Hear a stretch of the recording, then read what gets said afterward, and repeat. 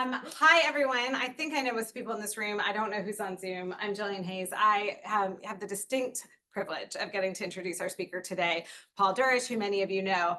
But I'll tell you a few things. So one of them is he is the reason that I am here, for sure. He convinced me to be the student volunteer chair for UBComp when it was in Newport Beach. Got to see up close and personal how amazing it is to live in Southern California, as well as how great this department is. And so was very excited when I was able to get hired here. I am in turn the reason that you are all here listening to this talk, because I also had the distinct privilege of getting to write up his Lifetime Achievement Award piece. Lifetime Achievement Awards are a funny thing, because you tend to give them to people who have a certain level of stature, but we also want to be really clear, like, we'd like you to continue. We'd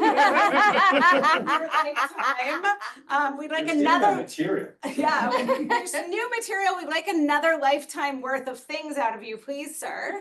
But one of the things that I have always really valued about Paul, and I think makes our department special because he's here, is the way in which he challenges a lot of norms that we are used to. And so I think all of his most famous papers are ones that either bring things from another community or from his brain that challenge us in really unique and interesting ways. And I think you will find the talk today to do exactly that. So thank you, Paul. It says that I was not able to attend the actual talk I gave. I heard a lot about it. So this is a weird talk, right? Because it was a weird talk then. It was a weird talk when it was an awards talk. And it's an even weirder talk when it's a meta talk, right? About the award talk. Although what I realized about the award talk was it's the only talk I'll ever give at Chi that's entirely unreviewed. Nobody was going to look at it beforehand. Nobody was going to say accept, revise, and resubmit. No, how does this relate to the Chi scholarship, Paul?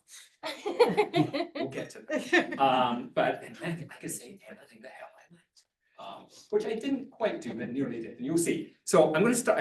I put this slide on actually for Kurt, who's then not here. So if you want, this is a tell me what's going on here slide. And if you want the points, you have to tell me both the performer and the performance. 0 for 2.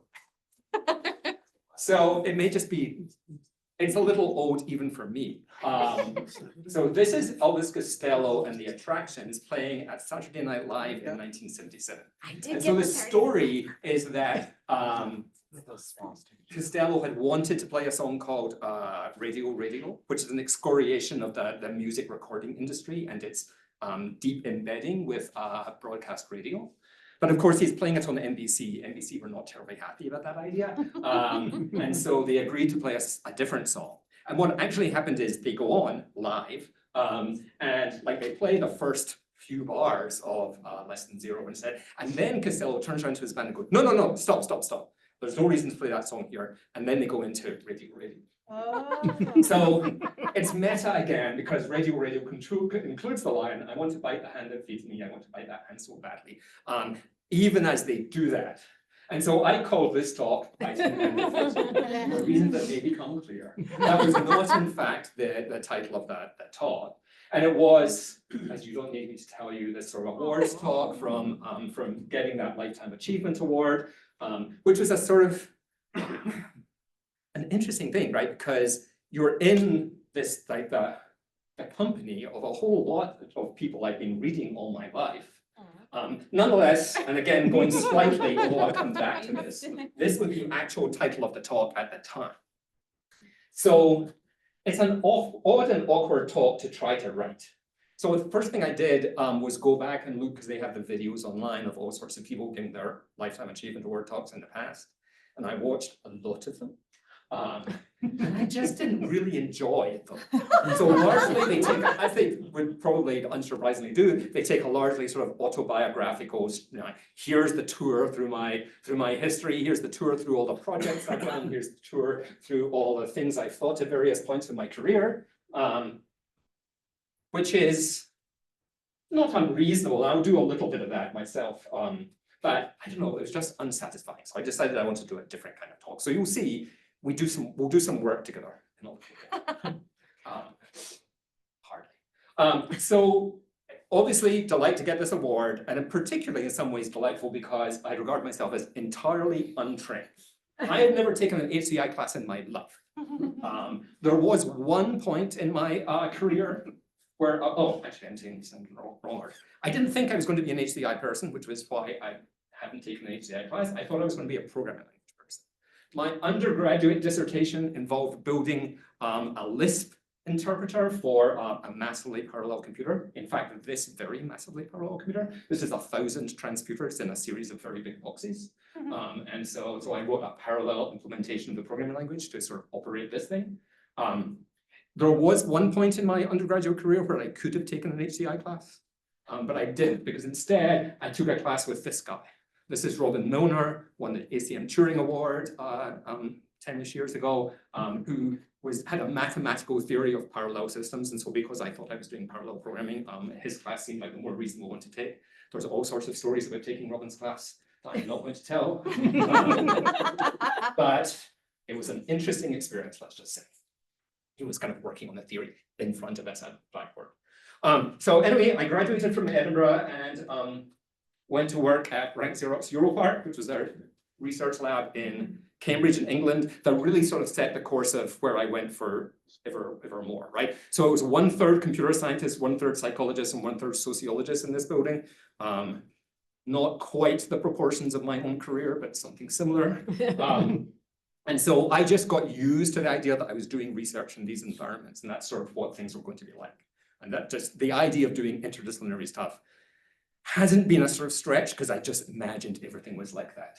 And so again, I went there out of my undergraduate. This was before I did my PhD.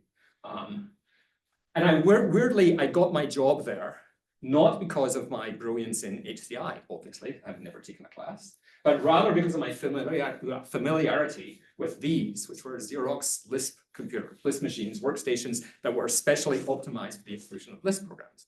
And because I'd done all this Lisp stuff in the background, including actually working in a research group that ran these computers, it seemed like, you know, I was qualified for that, not necessarily for doing the research. Nonetheless, once I was there, there was a lot of HCI going along. I'm like collaborating with all sorts of people and gradually, slowly learning the ways of HCI. From people like these, so this is Victoria Bellotti, Matthew Chalmers, Bill Gaver, Wendy Mackay. Bill and Wendy are both people who themselves have won the Lifetime Achievement Award. It turns out there's a lot of people who've won the Lifetime Achievement Award involved in this story. That was also where I first got to meet Gary and Judy Olson, our colleagues, and discovered, for instance, what amazing community collaborators they are and community contributors they are, and sort of like trying to take that away. And it's like, maybe if I can be 1/10 as much of a contributor as they have been, that would be good. I'm still trying to reach that level.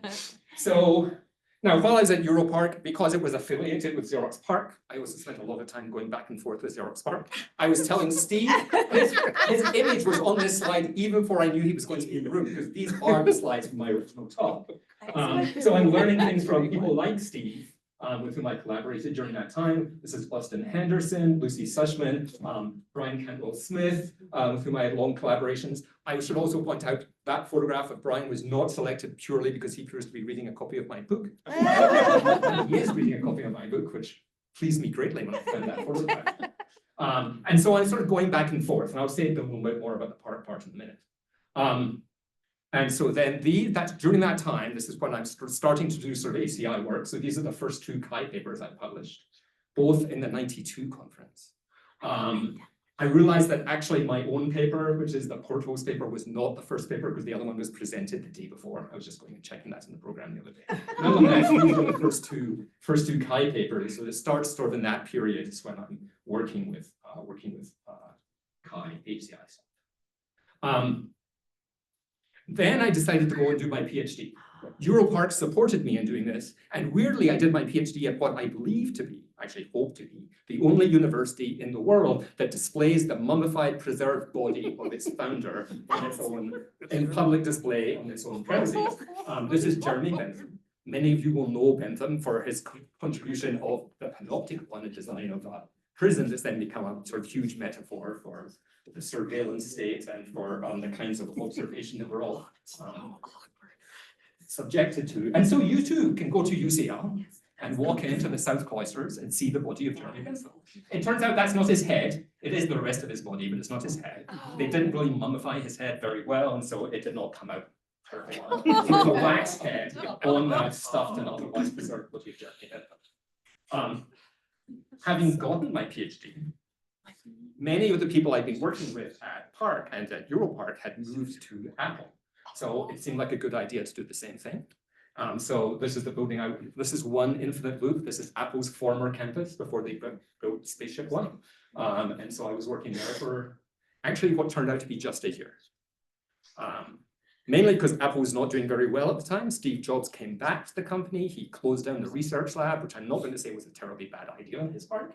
Because it has to be said that Apple did very well after laying off my sorry ass. That little stock. This is the stock price. Every so often, if you're a professor, people ask you to prognosticate about what's the future of HCI, what's the future of computer science, what's the future of information science. And I tell them that everything you need to know about my ability to anticipate the future is caught in this graph, and in particular in the fact that I did not buy stock. I would have had an employee discount, but I did not buy stock. It turns out it's very difficult mentally to sort of buy stock in a company that's laying you off. So at the time then, having just arrived in the country a year before, it seemed sensible to move back up the road to Palo Alto into Xerox Park, which was really just a sort of 10-minute drive from where Apple was. So let me tell you a little bit, just a tiny bit about Park. So the way this building is laid out, when you're in the building, it seems really weird, but once you have the logical picture in your head, it makes much more sense. So there's these sort of six, there's a backbone corridor up at what's now the top of this photograph. And then there's these six, what they call pods coming off it, which are little sort of blocks of offices and public space. And they're divided up into a variety of laboratories. So the computer science laboratory is up on the left of this, then the information sciences laboratory and the systems and practices laboratory is down at the end. When I've been coming from Europark, I used to go and visit with people all over the building because I would be coming for 2 weeks and okay, I want to learn as much about what's going on. So I would go all over the building. It turned out, and I only realized later, that I was doing this to an extent larger than people who worked there. Because when I interviewed with Park, they were going through this big exercise that you call Park, like Trista will remember, Park 2000, like trying to figure out this sort of reorganization of what the company was or what Park might do. And so they couldn't decide what lab they should hire me for. So I interviewed and then they would decide. So I was interviewing with people all over the building. I had this experience 3 times that one person from one lab would be taking me to the office of a person from another lab and they would get lost along the way. It's like, this is the part of the building I've never been in. And I go, I know where it is. So I moved up and I worked in the computer science lab. This being essentially the last time that I wrote code every day. Fun time, I had a good time. And after a few years, I saw this graph, Johann de Cleer presented this graph in a spiel, which was a graph of all the publications that come out of Park, broken down by lab over the last couple of years. And I realized that I'd written a quarter of all, not just been involved in, but written a quarter of all the papers that come out of the computer science lab. Because the push was for corporate relevance and patenting. And so it's like, okay, I'm doing the academic part of this job. Maybe I should just give in to reality. And came to UCI.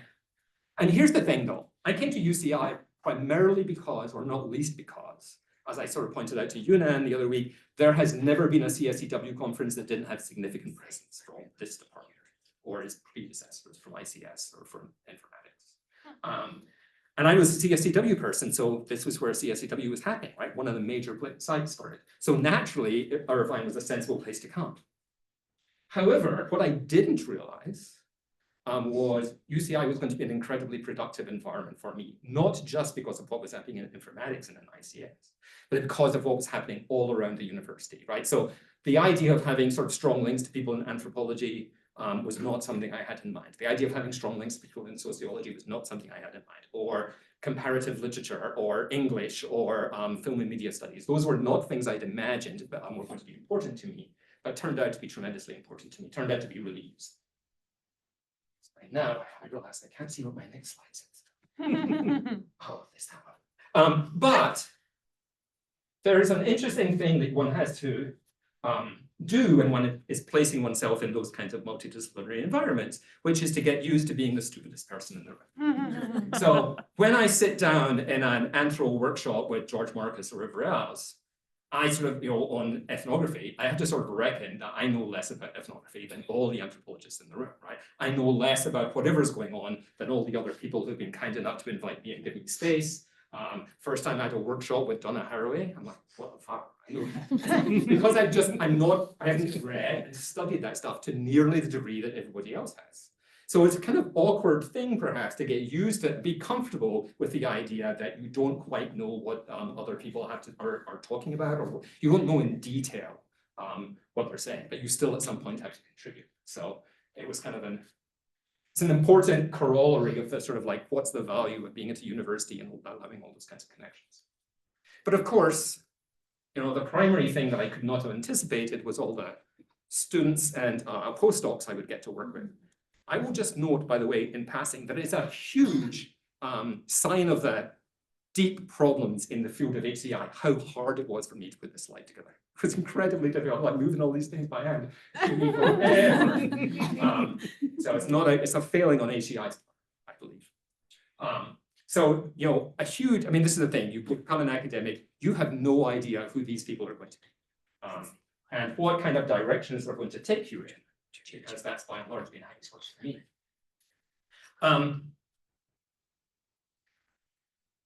So then I start thinking about the kinds of things for which over time I became known. So there's the 3 books. Actually, the first one where the action is, that's the one that Brian Smith was reading in that photograph.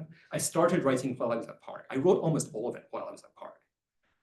This moment, as I say, where I was writing code every day, which again was a delightful part of my life, but nonetheless, I sort of wanted to be able to sort of like get more theory out. And so Karen Peterson, who's my manager, was kind enough to give me a day off a week, or roughly, in order to try to sort of like get this stuff written down. So it was actually very convenient for me because it then came out just before my tenure. So I did a little sort of copy editing while I was at Europart, or while I was at UCI, but not before. The other 2 books, though, of course, are entirely UCI based. Here's the thing I want to say that is important for me about this slide. These books are all about completely different things. The lovely thing about being a professor is that you get to be a completely different person every 5 years. You get to be involved in something completely different. I got an invitation, be careful, this is being Zoom. I got an invitation the other day to come and give a sort of closing talk at a workshop in embodied interaction at CHI next year. And I'm like, yeah, maybe. But it's funny, it's like, I was working on that book 28 years ago. I'm not really, I'm not up with this stuff. I don't follow that stuff, because then I went to do other things, which is, the value of this time. And again, that's like about the sort of directions that students push you in. There's lots of things that I've done that I would never have done by myself if a student hadn't come rushing into the room and said, oh, look at this thing I just read. Look at this book, look at this paper. Let's do more of that. So the book stuff is, then charts a different kind of path. And I think charting those paths is, or tracking for ourselves what those paths are, is really sort of useful. However, I think in more recent years, I've probably become more known for sort of the critical HCI work, which goes a little bit to what Julian was saying, although with different kinds of points of view. I always feel it necessary to point out at this moment that critical in HCI or critical in any kind of critical theory work does not mean that you're setting out to criticize the thing that you're the object of your study. You're not sort of saying, this is a stupid idea, let's not do that. Instead, you want to sort of trace the intellectual origins of these things. Where did the ideas come from that led to the current configuration? What is it that one has to believe in order to now argue in the particular ways we're arguing? What is it that sort of brought HCI to be the way that HCI is? The critical HCI stuff has been a long conversation with a whole bunch of people, not least Phoebe Sengers, who actually I was just chatting to half an hour ago. But with whom I sort of started a series of workshops that led to what's now critical HCI. Also, of course, Carl de Salvo, Xiaowen Barzel, Anne Light, Jeff Barzel, and Peter Wright and John McCarthy, whose names unfortunately are too common to be able to find. They're on Google, essentially. You search for like Peter Wright, you find some mixed martial artist. You search for John McCarthy, you find the founder of artificial intelligence. Neither of these images were useful to me. But what I am going to say, this is where the slide, where they talk viewers off were, is like, let's do a little critical HCI together. Let's think about HCI itself through the lens of critical HCI. Where is it that these ideas come from that we work with as part of critical or as part of HCI, and of what are they constituted and what do they mean to us now? Let's start off with the C. Let's start off with computers. When much of the early work was being done in HCI, computers had a quite different form than they do for us now. I'm not saying it was done on VAX11 750s, but this is not an unreasonable picture of sort of standard computational resources at the time that led to the emergence of HCI. VAX11 750, by the way, was the computer that I was, not this one, but it was the computer I was running as a system administrator in my first real job. So that would be, during the mid-1980s.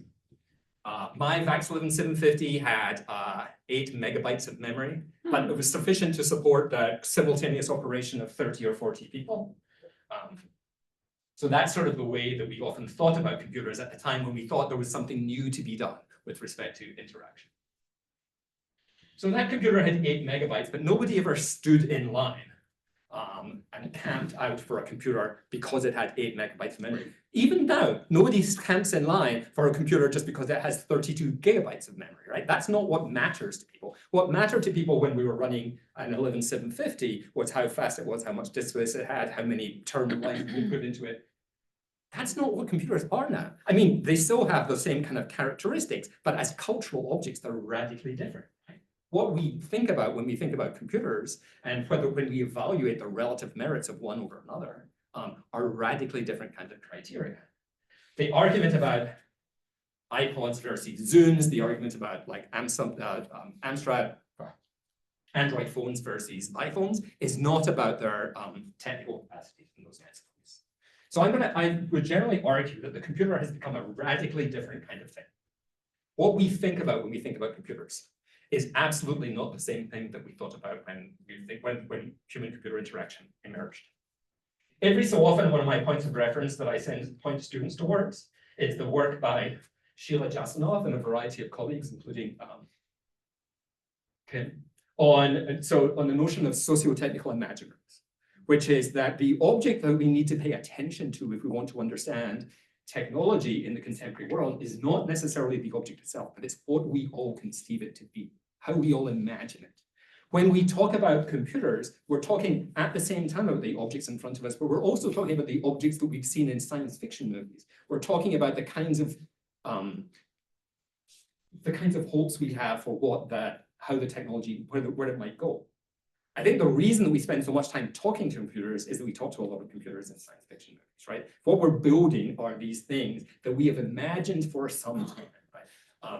Artificial intelligence, perfectly obvious case in point of like, we've been building these notions of computers that act and think like people because those are imaginary objects given to us. And imaginary here doesn't mean fake or false. It just means things that are active and live in our imagination. So Jasanoff's book is really useful there. And I think that's sort of an important part. Sorry, again, I need to see my slides. An important part of thinking about how it is that the computer and computation have evolved. And it forces us then to ask the question, how HCI has, well, actually, whether and how HCI has, or how HCI should evolve when the computer has evolved, right? When the computer is no longer the thing that we imagined it was in the first place. When the computers that people care about are no longer the things that we cared about when we were, when HCI was young. And so then the other thing that I want to sort of spend a little time talking about is the context within which we do HCI. What sort of thing it is we think we are doing, on whose behalf are we working, and against what are we working? So the early history of HCI is people trying to resist a sort of attitude within the engineering community that it was perfectly fine to build technical artifacts and then make them usable. The usability was like a, coat of paint you could put onto the device afterwards. That after you've made it work, usability could come second. And part of what HCI was trying to argue is that doesn't work unless you think from the start and from the outset when you're architecting the entire system about how it is that people are going to use it and what kind of things they're going to want to do with it and how it's going to interoperate with all the other things in their lives, then you're not going to be able to create a usable system or a useful system, right? Usability has to be a sort of central consideration. The security people realized, like, 20 years later that they had to make the same kind of argument as well. Right? So this is the kind of attitude that in many ways HCI arose to resist. Another one is the notion that engineers are end users themselves, and so all they need to do is introspect, right? They can understand. It's like, well, I use a computer every day, so like I understand what it's like to use something. So these are the kinds of attitudes that were very prevalent in engineering-oriented organizations, and certainly in sort of computer science research, around which early HCI organize itself. It's like, okay, how do we try to A, undermine these arguments, B, provide people with tools for understanding that these don't actually work and that we need a different kind of way of thinking about things. However, there's a problem. You knew there was however. And so I published this paper a couple of years ago. This is Steve's second appearance in this talk because it came out of thinking at a workshop that Steve and Deborah organized at Virginia Tech about what I call the legitimacy trap. And this is not my idea. I borrowed it from an organizational scientist. And the notion of a legitimacy trap is this, that the arguments you make to legitimate your presence, not just individually, but collectively, as you legitimate your presence in a particular place, can eventually become limits to what you do. Right? They become bounds on what you do. And this was because, Steve and Deborah were asking questions about sort of technology and ethics, right? How it was we come to this place whereby the only important thing in sort of like the design of interactive artifacts was how many of them can I sell, right? How would sort of people, how can I make people adopt it? How can I hold eyeballs on my website? Rather than what the sort of moral and ethical duties were that we might have, what the sort of challenges might be of creating particular kinds of artifacts. And I was arguing that this is the legitimacy trap at work. That is, HCI said to the industry that wasn't necessarily eager to adopt HCI kind of models, that the value of HCI in industry was going to be that we would help build systems so attractive and delightful that nobody would ever want to put them down, right? This was going to cement your technology in the mind of its user. They were going to turn them into lifelong, I don't want to say addicts, but lifelong users. And when you've done that, it's very hard to come along afterward and say, no, actually, in our role as advocates of the end user, advocates of the human, we now want to ask questions about the morality and ethics of the kinds of things we're doing. We now want to be the people who guard and protect end user data. We now want to be the people who guard and protect the user's interests in the face of what it is that you would rather do with what they do. And so this is the legitimacy trap. The thing that I've argued to give myself a legitimate place to be in a part of a process is now this limit, because people come back to you and say, no, your job is not to sort of guard ethics. Your job is not to protect the end user. Your job is to make our system so delightful that no one will ever want to stop using it. Which is, again, a promise that we made, but has now come to be a cage. And I think this has got interesting questions for us in HCI, right, about what it is we want to do and where we want to position ourselves. Because, I showed you some sort of points that people are, made that we need to sort of fight against, or created HCI in opposition to. And the question is, what would those things be now, right? What would be the things that we would want to sort of push back against? The idea that, user data is a commodity for platforms, that they can just pick it up and sell it on to anyone. Well, that might be something that we want to push back on and say, in the interest of humans, users, who we are now meant to be protecting, that's maybe not a position we want to support, right? That's might be something we want to push back. That success and morality are equivalent. If a product is successful, that means it must be good. That also might be something that we have the tools and if not the responsibility to fix. that AI is sufficiently cool, the planetary lift station, massive intellectual property theft, human information, etc., are insignificant. Maybe it doesn't matter that we're burning the planet. Maybe it doesn't matter that we're using everyone's data and everyone's copyrighted work in order to sort of like build a tool. It's like, well, who are the people in the organization who are sufficiently committed to the human that they're going to sort of resist these kinds of arguments? I always have to be careful when I put up slides like this that I, that say things that I don't believe, because then it's like, oh, look at what Paul said. I've had that problem before. So this is my argument at the conference, is that HCI has a history of asking difficult questions. And I think we need to continue to ask difficult questions and recognize that those questions may be unwelcome. And that doesn't matter. We have to ask those questions anyway. Because our job is not to make people happy. Our aim is not to please. I suspect especially not now. It changes over time. So here's a ridiculously long quote that I don't expect you to read from Isabel Stengers from her book Another Science is Possible, which is an argument for slow science, right? For just, you've doubtless read all sorts of things on slow cities, slow food, slow academia. One of the, slow science is one amongst those. She's sort of arguing, but she argues not just that we're all sort of rushing to get our next Chi paper published, rushing to get our ideas into product, to transfer them to industry, to get through our PhDs or whatever. But she argues further than that sort of focus on the sort of rapid and ever increasing cycle causes us we choose questions that we know can be answered quickly. Right? We choose PhD projects that we know can be answered within the duration of a PhD. We choose grant-funded projects that we know can be answered within that time period.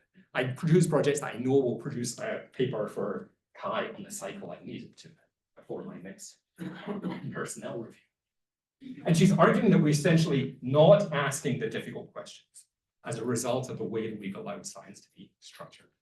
And then, so I would characterize slow science as the demanding operation that would reclaim the art of dealing with and learning from what scientists often consider messy, or escapes general objective categories. And I think it's useful, at any kind of, on a regular basis for any discipline to try to find some space to ask itself these kinds of questions. Now, it's impossible to give, to accept any award with the word lifetime in it without reflecting a little on the word lifetime, as Gillian hinted. So I had two answers to that in my talk. One was, and some of you may be familiar, because we were in Japan, right, in Yokohama. There is an old 1960s James Bond movie that's set in Japan. Being an old late 1960s James Bond movie, it is filled to the back teeth with deeply offensive gender and ethnic stereotypes, as you might imagine. But it was also, that's the one that people remember because much of it is set inside a volcano. But it is called You Only Live Twice. And so if I'm getting a Lifetime Achievement Award, maybe it's time for the second. Not the second award, but the second one. It seemed, as I was saying it at the time, as I was writing the talk, I was like, yeah, okay, I've got to be careful with that line lands. And then I did it wrong this time because it was too long ago. But so that's one of my arguments, this notion of lifetime and the problematic closure that it seems to offer. The other one was simply. So as I said, this is that was a good closing slide, but I don't get to close there because this is the meta talk. So I did hint in my abstract that I would say something about some of the questions I got back from people. I've just used shadowy figures in this one, although I'm not particularly trying to hide anybody's identity. Some of you were in the room and will know. But one of the questions I got, I failed to learn this lesson. So one of the questions I got was, you seem very sort of down on industry and what it is that industry has done to HCI. If we want to make things better, can't we just work with them and work closely with them and sort of participate in their design processes and work for the companies and fix things from within? And here's the annoying thing. I had realized in advance someone's bound to ask me this question. And I had an answer, I just completely forgot it in the moment. The answer, of course, is Well, what we're in this now is the result of doing that. That's what this is. We've been working with them for decades. The result of working from within is the situation that we have. God knows what the situation would be if we'd not been doing that. We don't just like turn up the volume. We don't just like graduate more people and send them to work for the corporations. And even if we did, that wouldn't obviate us from dealing with questions like this, right? So I don't think this means that we don't work with corporations. I think it means that we think about a sort of more expansive notion of what our academic and scholarly practice is, one that incorporates that, but also gives us space to ask these kinds of questions that Stanford's asking. The other person came up to me later, and I just found this interesting, right? So this person is a sort of high old timer, like one of the founders. And he objected to the idea that I'd sort of given this sort of very oppositional story that back in the old days, Kai arose in order to like slap down engineers. And he was like, no, it's much more of a process of education. And in a process of education, everybody wins. Which I'm not going to disagree with. I'm a professor after all. And I may have overdrawn it a little, but you've got to like dramatic effects an important part of these kinds of things. So Gillian, this is my thanks to Gillian, right, for multiple things, right? Gillian wrote the recommendation, but she also flew to Japan largely just to turn up for a rubber chicken dinner and hand me this, introduce me and hand me this plaque, which I got somewhere. And so Gillian, you can't have been in the country for longer than 36 hours. I don't know how. I think that's approximately how long, yes. Plus 36 hours on the plane there and back. So enormous thanks to Gillian. But my other point is Gillian wrote the nomination in the first place, right? People don't get awards unless they get nominated. So I encourage you all, every time you see something going by about some award, whether it's within the school, on campus, or internationally, to take the opportunity to celebrate your colleagues. Woohoo! Okay, I believe that's it for me. All right. Real plaque.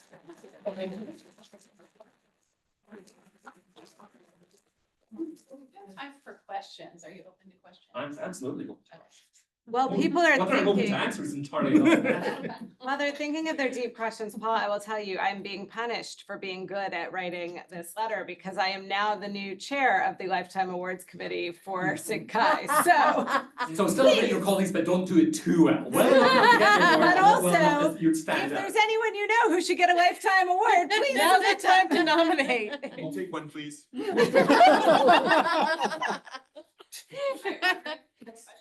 We're gonna use the mic because I think for recording. Oh, good. purposes, it's helpful. Okay, sure. Hi, Paul. Thanks for your question. Sorry, thanks for your talk. I want to ask about the part about critical research. So you kind of depicted the field of HCI as oppositional, I guess, with respect to engineering. But I was thinking about that slide. I was thinking about, well, where does it sit with respect to other kinds of academic research? Is it fair to say that HCI is uncritical with respect to like social sciences or humanity or anything done anywhere else? Absolutely not. Thank you. So let's see, I don't know, a couple of things. So one is that when Kai began on the Kai conference, it was largely one of the ways to trace the histories of sort of corporate meetings of that sort and other sort of communities is they're all running away from somewhere, or they're all frustrated that other people are not listening. So HCI, and especially the Kai conference sort of began because a bunch of cognitive scientists who were interested in some of these things felt that the cognitive scientists people didn't care. And a bunch of the computer scientists who were interested in these kinds of things felt that the rest of the computer science community didn't care. And so then they found each other and they sort of started something. It's like, okay, if you won't accept my papers at your conference, I'll just start my own. And so it very much began in that conversation. Over time, other things have sort of joined in, but always, I think, with a certain kind of difficulty. You've probably experienced the same kind of, or had the same sort of experience that I have, where there's a lot of educational work to be done to explain why my paper is structured this way, or why it is we're sort of making these particular kinds of arguments, particularly with respect to criticality, for sure. But also with respect to ethnography. I mean, Christ, we've been doing it for decades, but it's still doing that work. Here, though, is a story that I always try to bear in mind and to tell my students as well. I was at the program committee meeting for Kai decades ago, but back when we still had program committee meetings and gathering in person. And I had been, during a break, I'd been muttering darkly with my colleagues in one corner of the room about, these fucking college scientists, they're all like, all they want to do is like present their, laboratory experiments, and there's no space for ethnographic work and more sort of socially and culturally oriented work. Bastards. And then I walked back to my chair, and as I walked back to my chair when the break's over, I walked past a bunch of cognitive scientists who are all muttering darkly about how there's no space for cognitive science in the conference anymore because it's all been taken over by ethnographers. Now, they were obviously wrong. Nonetheless, I think what it reminds us, the reason I use it is like there is no center. There's only a whole series of semi-marginalized people, and everyone else feels that they're just as marginalized as you are. And so there is no can here, right? There's no sort of point of sort of oversight that sort of manages the whole thing, right? There's no center. And so things have been critically received or problematically received when they come in, but that, but there's still space for them. All right, other questions? Yeah, Melissa. Should I just talk really loud? Talk loud and I'll run. No, wait. Okay. The ceiling mic's active. I could try to repeat it back afterwards, but I'm not going to capture the recording. So, hi, Paul. I have another question about, from a different angle about the idea of criticality in HCI. And that comes from the place of just what you talked about, a discipline that is a conglomeration and has had a long-term, more than a loose relationship, tight relationship with industry. And basically the story you give us. My experience of criticality is that in many cases, not in this room, but oftentimes it becomes the criticism that you said. It's just, let's blast everything. And so my question is, how do we, as this loose affiliated discipline, maintain this idea that we are here to ask the hard questions, to push back, to be uncentered, and yet still stay relevant and not kind of devolve into this place of negativity and just critical in that criticism way? And do you have a sense of thinking about that for the future? That was the other question that was being asked by that person who was like taking me back to like, okay, this was actually an educational thing, because he's like, why does everybody hate everything? But I think it does come to, I'm going to meander a bit. So I was actually this morning with John and with Zola and some others looking at this like old filigree paper, which was actually in many ways one of the sort of points of origin of that stuff, the critical HCI program, mainly because it was the sort of centerpiece or the launching off point for a series of workshops that Phoebe and I and Carl and others did. At which point actually what's now called critical HCI was called reflective HCI, but we were building on Phil's notion of the critical technical practice, right? How is it that you establish through your technical practice an opportunity for a commentary and for that sort of stuff. But yeah, it has, I think, become very enmeshed with this notion of that like as the detonator. I want to burn the whole thing down. I'm reviewing for Kai right now in the subcommittee for critical computing. Except the subcommittee for critical computing is not the subcommittee for critical computing. It was when we put in the proposal saying there should be a subcommittee for critical computing, and what it became was a subcommittee for critical computing, social justice, and something the other thing is. And so it's very difficult then to say this paper does not actually display the kind of relationship to critical theory that we would hope that it would, because it's like, no, it's flying under a different flag.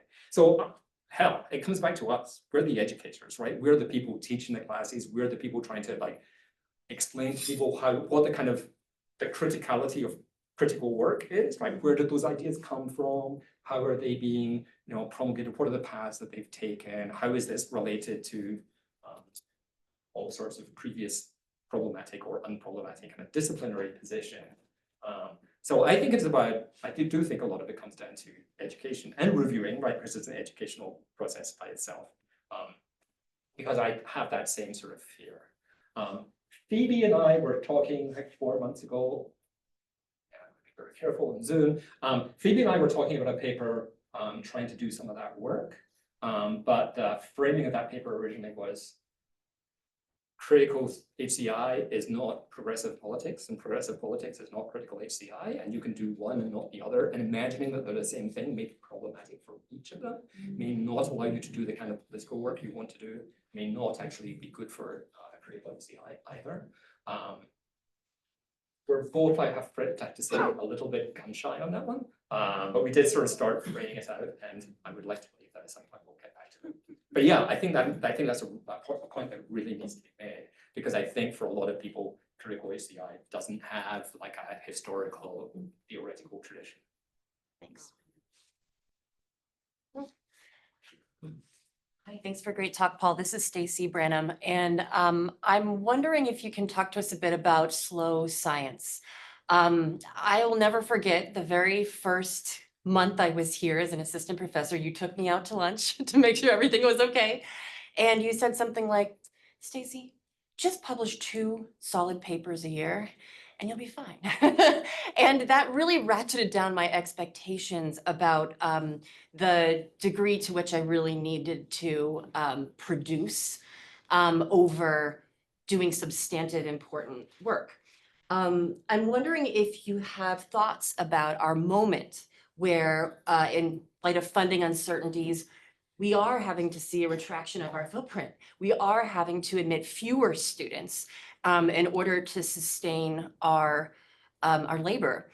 And I'm wondering if you think there are opportunities for us now to actually implement slow or move toward slow research, or if you actually see that as an impediment. I'm so glad that you said that it ratcheted down your. I was very worried you were going in the other direction. No. It's a little voice in the back of my head every year. Just 2, Stacy. Let's see, again, but here's the thing, that we have to put the small answer and then the big answer. We have done this to ourselves, and we as a community have done it to ourselves, right? This is not, we all complain about it all the time, and yet we have done it ourselves. And but there's there's an inevitability to it, right?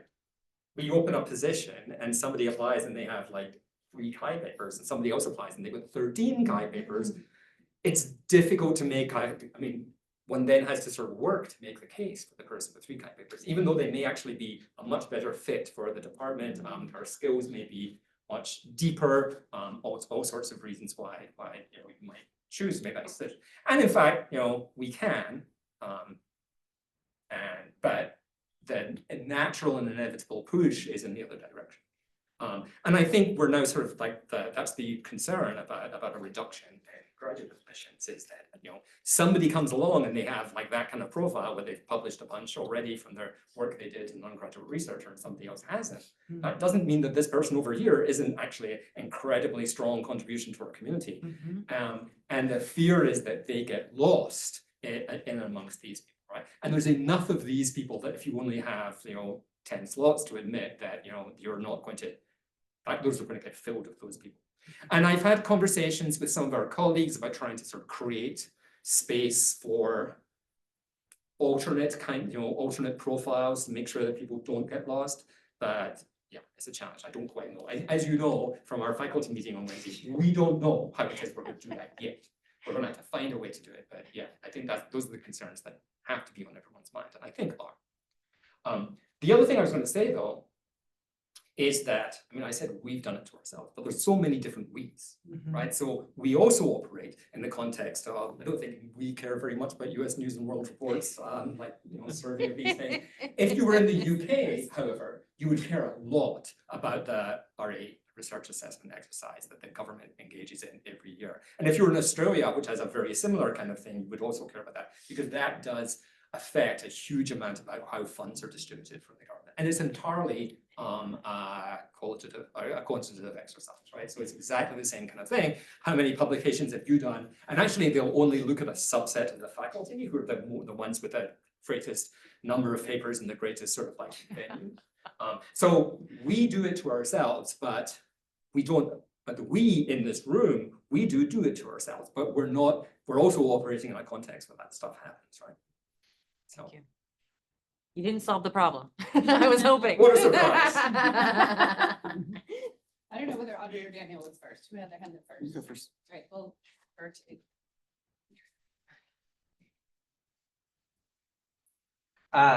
Thank you for the talk. I guess I saw it twice, but it's still making me think deep thoughts. I wanted to ask, or I guess push back question, whether are we really post legitimacy? I think about in tech constricting and tech shrinking right now. The story that we're being told is that UX is the first off the boat.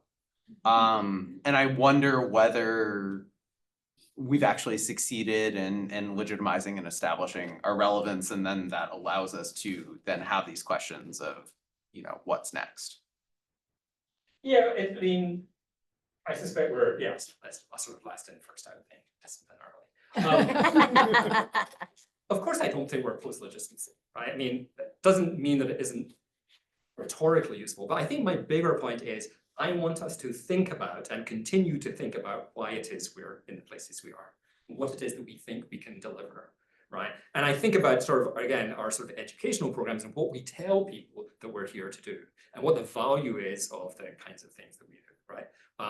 And what it is they should have in mind as they do these things, as they sort of set up experiments, or whatever it is that we tell them are the ways to sort of progress the agenda or to provide value to organizations and institutions within which we operate. So yeah, no, we're not there by any means, but it's a sort of, I think it's a thinking tool. Andre? Well, thanks for a great talk, as always. We started at about the same time too, and that's sort of where the question goes. Andre was here, I think 4 months ahead of me. roughly. Something like that, something. We lived in those awful apartments there, I remember that. So here's my question, why is it critical HCI and not critical informatics or critical information and computer science? Isn't the argument that you're presenting much, much broader than just HCI? And if so, what should be done? 1:54 p.m. No, it absolutely could be. Look, I mean, these are historical things, right? It's critical HCI because it started a bunch of HCI conferences, and that's where people were. And because what it sort of reflects on is this idea that here's a disciplinary area that's explicitly focused on what it is that people are doing, right, on humans and their relationship to computation. So it's largely historical accident. I mean, why is there a Department of Informatics, right? We can all trace the history, and the history will go back to like 1967. But so yeah, it's for no reason other than that. Now, couldn't it be something else? Couldn't we try to establish it in a different way within a sort of larger community? Absolutely. I sort of think that's what we're doing in some ways. It's a big part of, HCI is a big part of informatics, critical HCI. Not such a big part of our program here because there's only so many critical HCI people to sort of spread thinly across the field. But nonetheless, it's something that we're known for because, even if it's just a few individuals. And so I do think of it as being part of a similar enterprise. And certainly, I think think about terms like critical data studies, which is an area that is absolutely established and where people sort of draw upon these kinds of things. I think it's sort of the affiliation, including in sort of design with media studies, where again these kinds are sort of very standard topics. I think we're part of the larger enterprise. There are different places in which we will choose to stand under different banners for convenience or inconvenience. But yeah, it's absolutely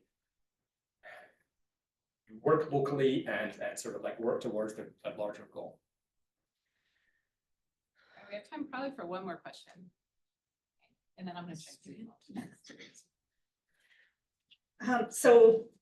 At the beginning of your talk, you were talking about being in an interdisciplinary place, and HCI is so interdisciplinary. We draw on so many disciplines and we critique other disciplines or domain spaces. But I feel like we're not very transdisciplinary. And overall, as a discipline, we largely still mostly talk at each other. with few exceptions that kind of make it out, but largely we look at the Chi talks, we kind of speak at each other. And so I was wondering if you have thoughts on how we can break out of just speaking to each other and having more impact on the other disciplines that we engage with. Oh, I didn't expect you were going to go there right at the end. That's a nice turn. Yeah, no, I think you're absolutely, sorry, wonderful. I think you're absolutely right. That does seem to me like a problem. And by and large, the other departments are not very far away. If you're going to go to a talk, go listen to a talk in anthropology, it's just a little bit down a path. And they'll be very welcoming and very friendly. We can all be on lots of other mailing lists. It's not hard to find other places where we can sort of bring people together. It's sort of what I try to do with Create to an extent. And I think the centers, the sort of way the university is meant to work is essentially you have departments and disciplines, and then you have sort of cross-functional centers or use and other kinds of things to bring people together in exactly that way. One of my students is working with the Center for Global Peace and Conflict Studies, and there's ways to do that. What I didn't expect you to say was that line right at the end, because I think of the value of that as being what influences us, what gives us ideas to like bring back to HCI, not necessarily to import wholesale, but to sort of almost to critique. But what you said was the other one, which I think was really interesting. It's true, right? Which is that we have things that we have learned and that we can usefully communicate. I had this fight with a person who should remain unnamed because they published a paper. This is going to like make it a little more obvious about the value of drawing theories from other kinds of domains and bringing them to HCI and sort of understanding the influence that they can have and the new ways they can show us for thinking about the relationship between people and computers. And I asked them whether, having imported that theory and learned something, they thought it was important to be able to take that theory back. That is, in particular, to use the theory in a way in which people in the other discipline would recognize as being valid, or were we just using the theory as a metaphor when we pulled it over. They felt there was absolutely no need to take it back, nor indeed any value, and in fact, having the other people critique what they were doing might be a little bit of a problem, because it might be too limiting. Brian Smith, in one of his books, cites this idea he, I think, got from Bruno Latour, which is this metaphor for thinking about transdisciplinarity and theoretical movement. And he calls it the furniture metaphor. And the third furniture metaphor is anytime you borrow something from somewhere else and bring it here, there's three questions you need to answer, which is, where did you get it? How did you get it here? And what happened to it along the way? Which I think is an important and useful way to think about these theories. And that's a little bit about what I was pushing this unnamed person on, right? Which is, what do we do to other people's theories as we bring them? But I think there is value in trying to sort of make that a sort of mutual dialogue and a mutual engagement. But yeah, it starts off by walking a little bit around the ring. All right, I think we're at time, so let's thank Paul one more time, and then we've got some.